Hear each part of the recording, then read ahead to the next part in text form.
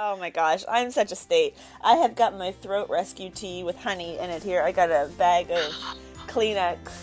I sound, you know, an accordion when you're opening it up and it makes that sound. That's sort of what I sound like when I was laying in bed this morning. I'd breathe in and I'd hear, and I was like, this is not a good scene.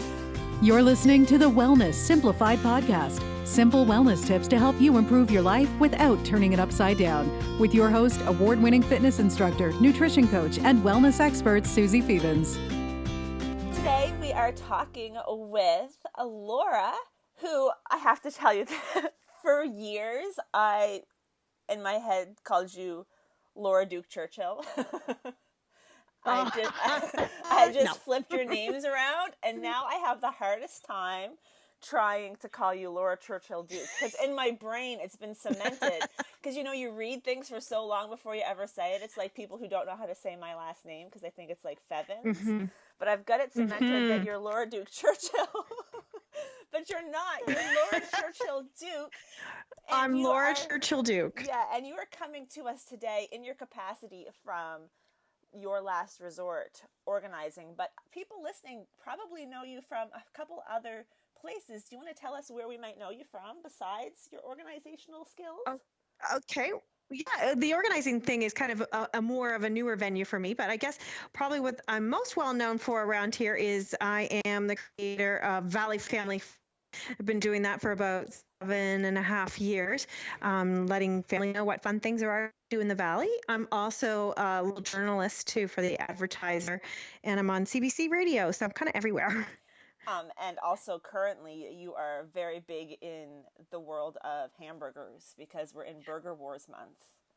It is. It's April, so it's Burger Wars month, and I am running the Burger Wars campaign through Campaign for Kids, which is a nonprofit organization here in Kings County, Nova Scotia, that I am the communications coordinator for, and my fun job is going around to 47 different restaurants sampling their burgers.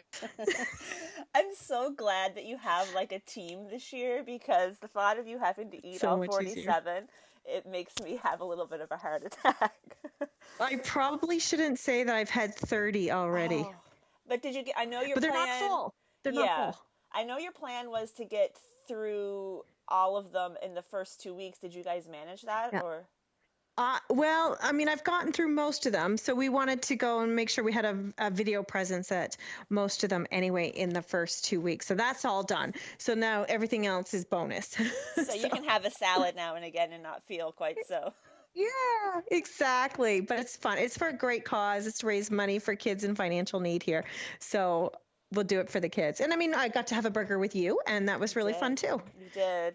And actually yesterday I spent the day with Laura Jacobs. We were at a course together. And we were talking about you and hamburgers, of course. Hamburgers were a big topic conversation at lunch. Synonymous, yes. And also on Saturday, I went and I tried out the burger at Brianna's Cafe in New Minas, which was the chicken marinara. It was a beast. It was enormous. It was huge. Yeah, that was a really good one. I think I brought half of that one home to share with my kids, and they loved it too. I did not. The bacon on the top. I ate the whole darn thing, and she came along Good as I was you. eating, and she was laughing at me and said she should start a live video, and I was like, you know what, you go right ahead. Like, she didn't know me, so she didn't know that I would be perfectly fine with that. But I was like, if you want to, we've already done it. Yeah, power to you. Anyway, we'll get back on topic here, I guess. So yeah, today we are talking to you about organization and how that correlates to wellness. And you and I have had a lot of conversations, and sometimes it's hard for me to remember what conversations happen off the record and what happens on the record. But I know that we've talked a lot about how your mental state and your physical space really have a lot of correlations between the two. That's something that we dived into a lot in my yoga trainings. And I think it was in maybe the 4-Hour Work Week book.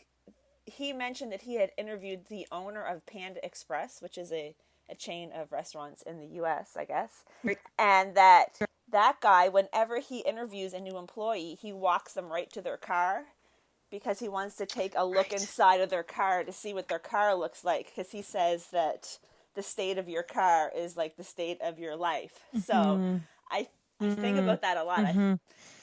So what have you noticed about the state of people's houses and maybe the state of their minds? Anything that comes to mind? I know we talked a little bit about people with concussions, so maybe if you want to expand on that a bit.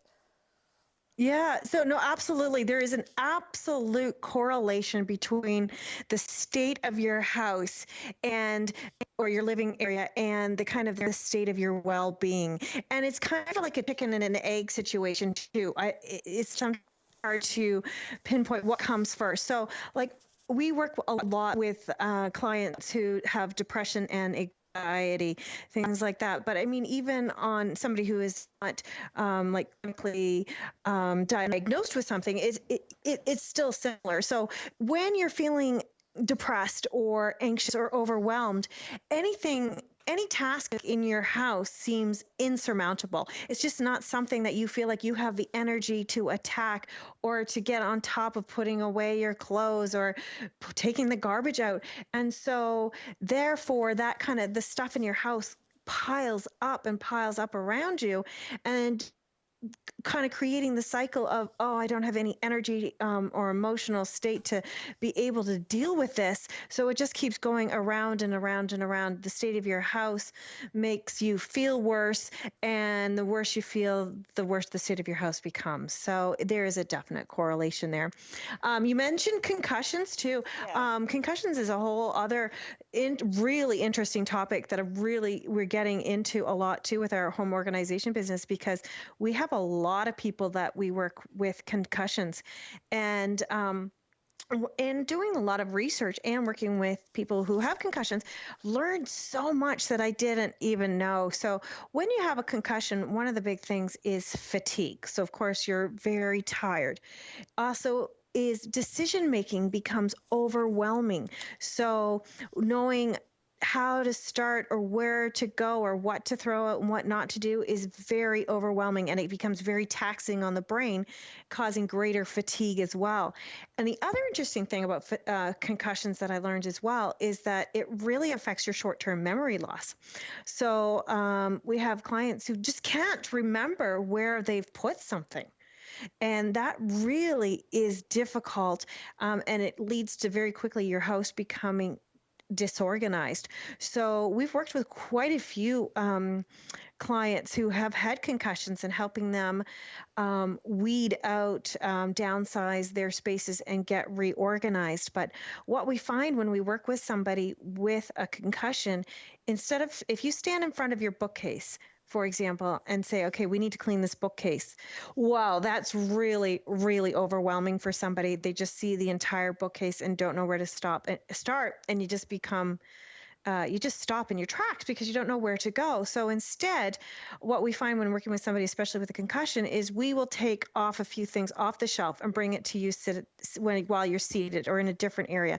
So you're only making a decision about 2 or 3 things at a time rather than an entire bookcase.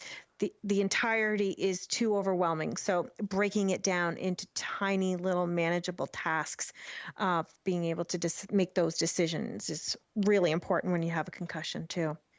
That is so interesting, because it's not something that I would ever really have thought of, but yeah. And I'm thinking too that somebody who has a short-term memory issue, getting their stuff organized and even having a chart or something that says that we keep tea towels here or we keep this wherever after it is organized, when they're having those moments, they would be able to look at that and remember where they've put it now that things are organized, and hopefully exactly.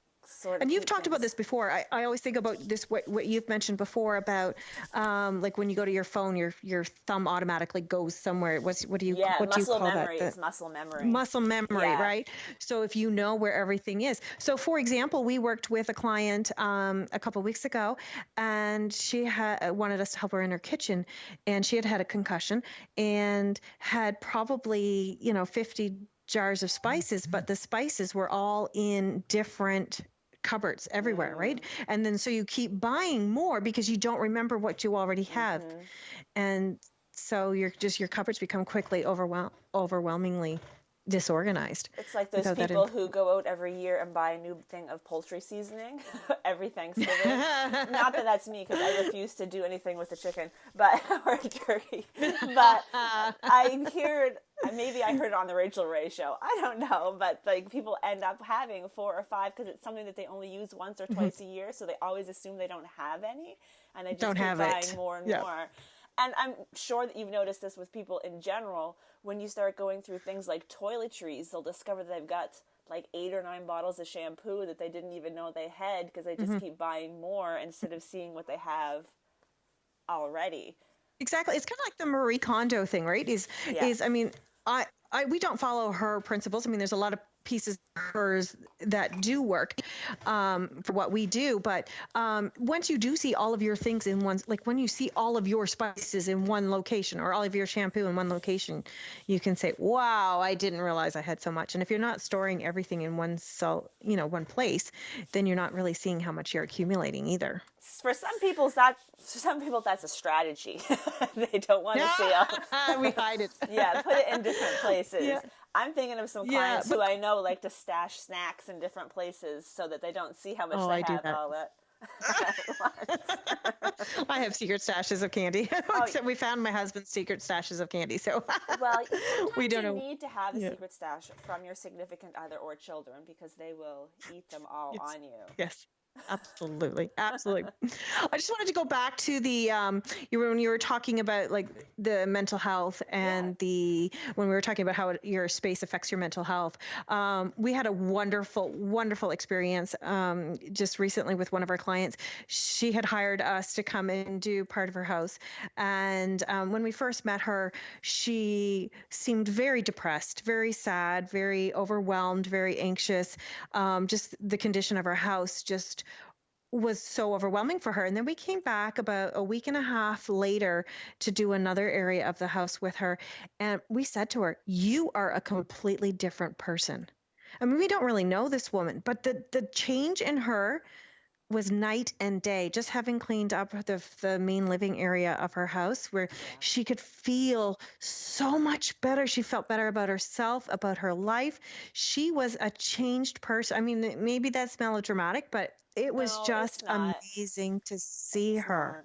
And that it makes me so happy, but it also makes me so sad, because there's so many people, and that, you and I, we really talk about these things a lot, but fitness and nutrition and mental health and organization, they all really go hand in hand. And there's so many people that I've seen such a huge difference in over the years, from starting to exercise regularly or to make some changes to their eating habits. And it makes me happy that I was able to help facilitate that, but it also hurts my heart knowing how long they lived in that other place without reaching out for help, or without that's what really hurts.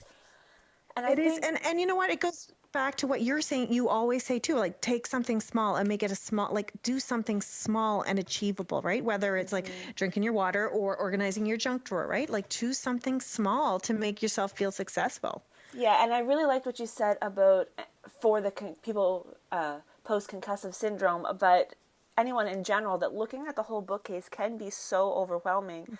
But if you just take a couple of things off of it and go that route, and it just speaks volumes to having a third party involved. Sometimes I'm just the sort of person who will take care of a lot of these things myself.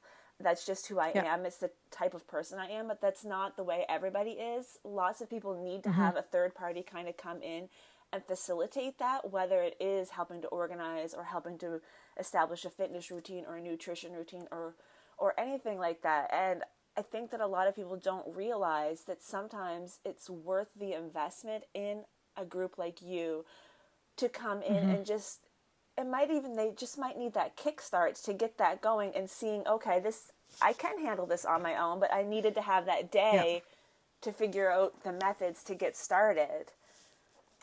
Absolutely. And it comes to like another client who had said to us too, she said, I know I needed help. And I had friends who said that they would come and help me. She said, but I was just so embarrassed, so ashamed to have somebody come into my space and see how I'm living. But like with you hiring you, you are an outsider, right? Like you're not, it's different bringing somebody in. She said, although now we're friends. So, Yeah, so which now is she's going to wonder. pre-organize everything. It's like the people who hire a house cleaner and then clean up their house before the house cleaner comes to make sure that it's not too messy. And Yes, also the don't do people that. who feel like they need to be in shape before they can go to the gym. Like honestly, these things it's all the same circle. It's just, we just swap out one label for the other. It's the same thing over and over. Yep, one it really excuse. is. Yep. Yeah.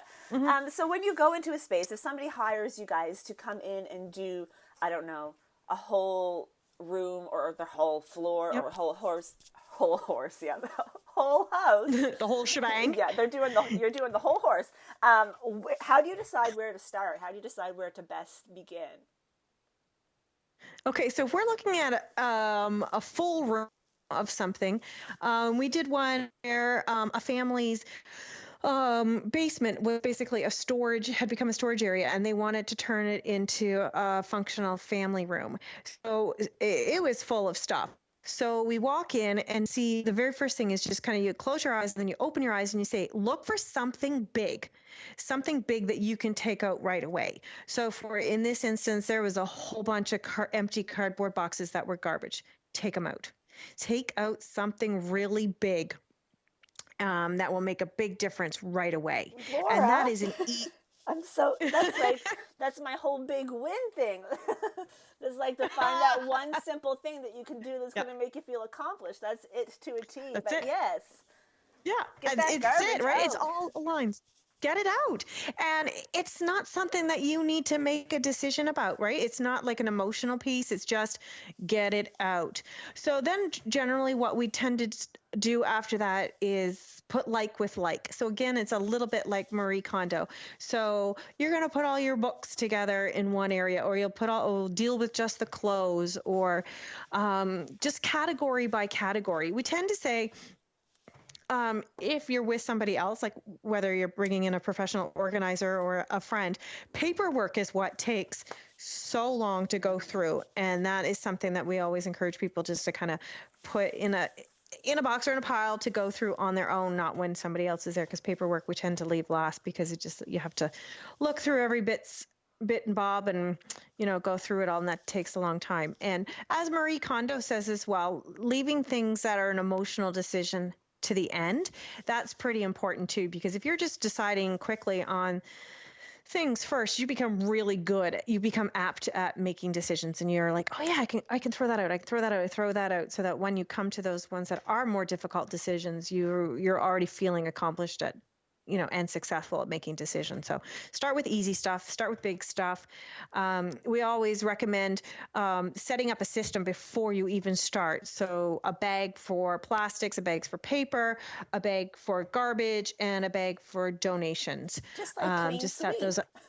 Did you ever watch that show? I loved that. Oh my gosh. When I was a kid, I wanted to be the person who went in and did that. And now I am. I'm just like living the dream. Yeah, I loved Clean Sweep. It was like... Yeah, I love it too. It was like my Super Bowl. Right, because and it is, I mean, even in our own houses too, we become complacent we just don't see the stuff anymore because you're living there. So sometimes it takes those eyes, to outside eyes to see where you're going. Sometimes even just seeing a picture after, like just a random picture that was taken, and then you're like, oh my gosh, what is going on over there? We always take before and after photos. Sometimes clients are okay with us using them, and they're on our website portfolio. But for the most part, we just like to send the clients the before and after pictures, just to say, look what you did. Look, feel proud of yourself. Job well done, and keep going. Well, if they're anything like me, and I know I'm a little OCD about organizing, but when I have organized something really well, I get a disgustingly large amount of pleasure out of it. Like I hung up this little shelf and organized all my nail polish on it a year ago, and I still go over and just like look at that with such pride. It was like a 10-minute and you're not the job. only one. I've heard people say that before too many times. Like I have another friend who organized her own spice rack and said every time she was feeling stressed or overwhelmed, she just went and opened up her closet door and it's like, oh, right? It's like, oh, I have a space, I have an area that is under control. And I know you had said So, something when we were out for our burger that I really liked, and it was something to the effect of, if you organize a space and then it gets messy again, you didn't solve the problem. Do you want to talk a little bit yeah. about that? Yeah. So a lot of the times, when we go into somebody's house, they're like, "Oh, we just need to get organized." And we said, "No, actually, your very first step is to throw out." Throw out first, because you cannot organize clutter. You can't organize too much stuff. So if you're trying to organize your stuff and you have too much, it's just going to get disorganized very quickly. So that's the first thing, is get rid of this stuff. Otherwise, your system's not going to work. There's another thing too, though. There's a whole bunch of different personality styles of organizing as well. So I love listening to, it's called the Clutter Bug. And if you go on the Clutter Bug, she's Canadian, and there's a great test that tells you what kind of bug you are. And I just find this stuff really interesting, but we've seen it a lot in our own clients too. So, and even between my business partners and myself, like the other girls love to have things that are very visual, and they want to be able to see their things, whereas I'm more hidden. I want my items hidden away, and I don't want to see them. I want them behind a closed door. I want them in a basket. I want them in a box, like labeled and things like that. So if you are hidden, a person like me, and likes things hidden away, and we've organized it to be all visual, you're not going to keep that system, because it's not you. It's not your style or what you like. Or, for example, we did helped another gentleman with his office, organizing his filing. Now, I personally would want a bill for a file folder for my power bill, my phone bill, my cell phone bill. I would want it all what I call micro organized, like every little thing gets its own file folder. He wanted his as bills. Right. Oh, yeah. And to me, that gives me heart palpitations. I'm like, oh, can't do that. But the thing is, he wasn't going to file it in a micro system like I would have, right? His brain doesn't work that way. So if we were to make him a micro system with, like, electric bill, water bill, phone bill, he wouldn't do it. He wouldn't file it that way, and it would just become a big mess again. Yeah. So you have to go with not the way you think you should be organizing it, but the way how you would look for something, and how you would look and search for it. Like you have to go that way, and not try to replicate something you see on Pinterest. Pinterest is really made for people who love visual things, and that's not for everybody. So if you like micro things hidden away, you're really not really going to find much on Pinterest to help you. But there's a lot of tips. But just know what your personality is, and know what you're like, actually going to do. So that, again, this is all just the same thing. Again, it's the same with exercise programs. People will ask you which one is the best one. The one that you're actually going to do and stick with is the best one. So, like Marie Kondo wants you to fold your socks one way. I am never, ever, ever going to do that. So I do it my way, and it gets done. It's not the way she recommends you do it, but it's the way that I'm going to do it. So I just pair those suckers and chuck them in that basket. Right. And that works for you. Right. And the other thing is too, like my husband has, we call it a landing zone, which is a spot where you dump everything when you come in. So he had this big bowl, and it was always such a mess, and it would drive me crazy. Yes, exactly. And it was right on the top of the counter, and it drove me crazy, and I was always after him to clean it up. But I was like, after a while, delving into this kind of personality stuff, I realized, okay, he's not going to clean it up. At least it's all in one spot. So I kind of rearranged the shelves in the kitchen, and I moved it lower. So it's on an open shelf in the kitchen. It's still in the general vicinity of where it was, but it's more hidden, and I can't see it, and he can still find it. So it's a good compromise too. So it's learning this organization styles of the people that you're living with too, and making some concessions as well. So it's part of it. Another interesting thing too, about going back to Marie Kondo too, is like I've heard from quite a few people who have tried, like, emptying every piece of clothing that they own onto the bed in order to see what they have in the way that she does it on the TV show. However, that doesn't work for everybody, especially people who even adults too who have ADHD or who are busy, right? You start a project and then you see it all and you're like, oh my gosh, that's so overwhelming. Or you get distracted, or a kid calls, and you can't get back to it. So now you've just made yourself a bigger mess than or you what live you had somewhere before. where we have 4 seasons, and I yes. mean, there's been lots of times, like when I go through my fitness wardrobe, I'm like, there's no way I need this much stuff. And then I go through it and I'm like, actually, yes, I do. I need a handful of long sleeve shirts. I need a handful of t-shirts. I need these t-shirts. I need, like, I think people who live where there's really just like a difference in 20 degrees throughout the whole year have a different wardrobe requirement. Like, we need 17 pairs of boots. I need my rubber boots. I need my light winter boots. I need my full scale, it's a blizzard boots. Like, I need a bunch of different things. And sometimes in 1 week. And sometimes in 1 week you need all that. Or one day. Yeah. Exactly. Yeah. Exactly.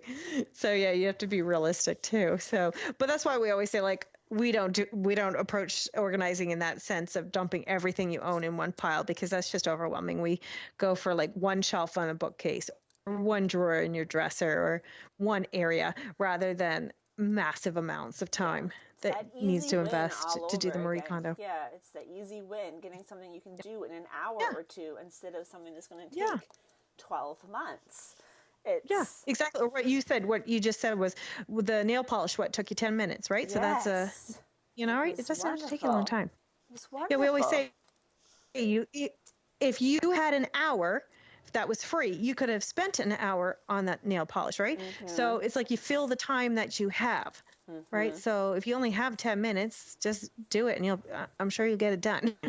My parents always had this 10-minute job thing where they were like, I have a job that's going to take 10 minutes, but then they go off and do something else and it took 45 minutes. And they're like, well, if I would have done the 10-minute job, I would have had that long over. But now I don't have anything done because I chose this other one that took longer and is still not done. And the other thing is still not done. It's still not done. Yeah. Right. Because you get distracted, right? So even set the timer. Like one of the girls in the business with us, she sets a timer for 10 minutes every night in her house, and they go around and do a massive tidy for 10 minutes. Yeah.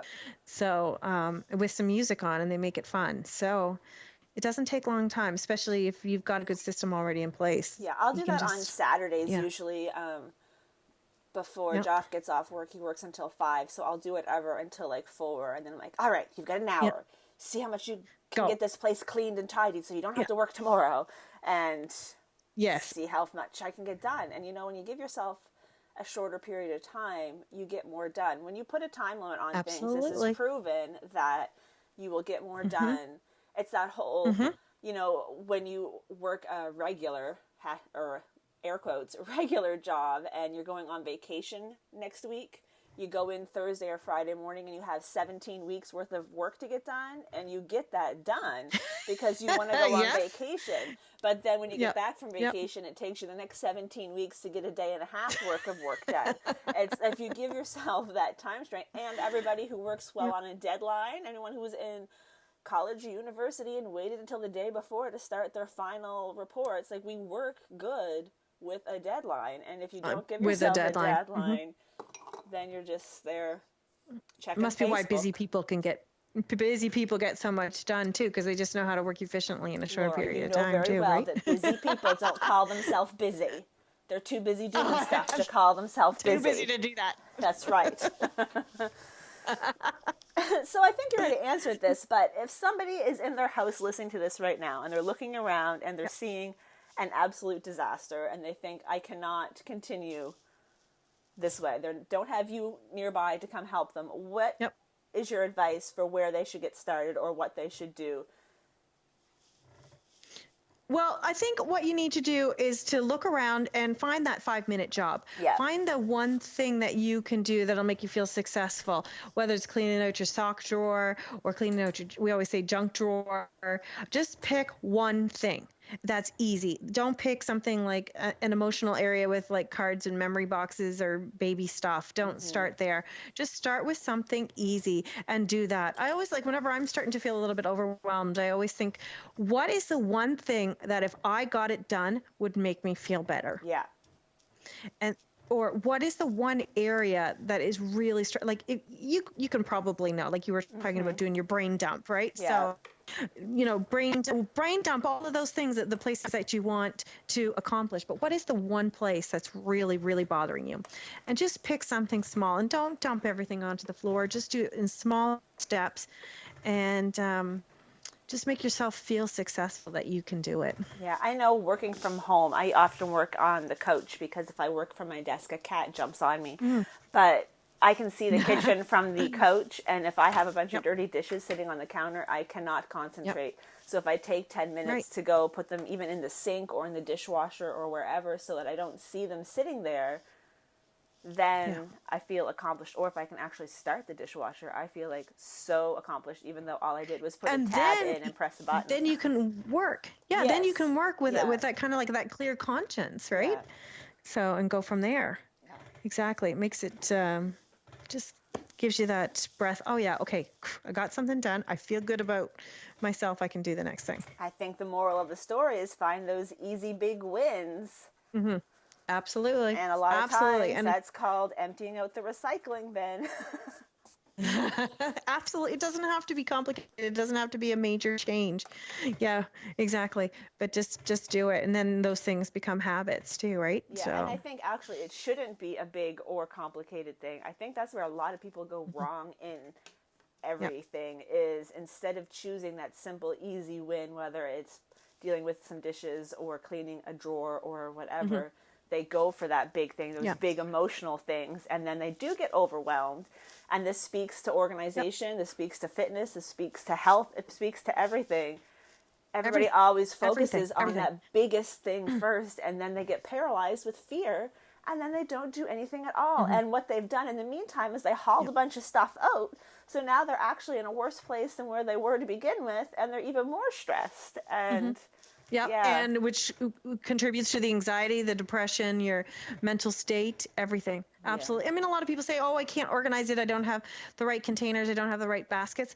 Well, you don't have to, right? We're doing a whole workshop this week for CMHA for mental health, and we're talking about how you can just use shoe boxes, and you can use a Kleenex box or a cereal box cut up. It doesn't have to be big, pretty, fancy, expensive. No. Just use whatever you have on hand, and once you figure out what you have left and that you want to keep, then maybe eventually go out and buy that basket and things. But use whatever you have on hand. Make it easy. Don't make things complicated for yourself. And if you want to have a pretty basket, put a post on Facebook. Say, does anybody have any baskets or whatever that they don't want anymore? Because half the people that bought all those baskets aren't even using them and they don't want them.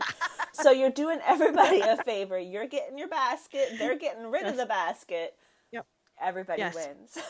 Everybody wins. Everybody's happy. Absolutely. Yeah. That's a good point too, because if you need another bookshelf or anything, just put it up on Facebook, and everybody's happy to declutter. You might not get someone, but you might. You never know. Yep. Well, thank you so much for talking with me today, Laura. Oh, it's awesome. I love talking with you, Susie. We can talk all day is the problem. We have to put a limit on this. That's true. And am I right in thinking that I was the first interview on your live Friday thing? You were. So, it's only fitting that I have you as my first interviewee. That's very exciting. I love it. I love the support. And do you want to just remind everybody where they can find you online again? You can give them all of your places if you like.